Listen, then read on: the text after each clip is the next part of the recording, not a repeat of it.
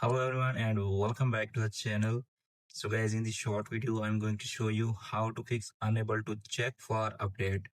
When I try to update my iPhone to the latest iOS 26, this error appears on my iPhone screen. So if you're also facing this kind of error on your iPhone when you try to update your iPhone to the latest iOS 26 update, in this video I will show you how you can fix it within few steps. So without wasting any time, let's start the video. First of all, make sure you are connected with strong Wi-Fi or cellular data when you try to update your iPhone to the latest iOS 26. To check that, open your data. Okay, you can see a personal screen right now. I'm using a Wi-Fi. So after connecting the Wi-Fi, you need to open any page on your iPhone, Safari browser.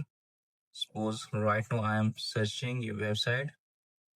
Okay, make sure it's working well when you try to update your iPhone to the latest iOS 26 update. Okay, after that you can check it will 100% fix. Okay, so try to check that. You can see a pressure screen right now. Tap on setting, tap on general. After tapping the general, you need to tap on software update. So you can see a pressure screen right now. It's showing iOS 26 beta update right now in my iPhone. Okay, if that method not working and you're still facing the same issue, then move to the next solution. The next solution is, okay, tap on general. After tapping the general, you need to tap on transfer or reset iPhone. Tap on reset and reset all settings and apply it on your iPhone. After that, you need to check your iPhone update 100% showing in your iPhone if your iPhone supported to the latest iOS 26. If that method is also not working and you are still facing the same issue, then move to the next solution. The next solution is force to restart your iPhone.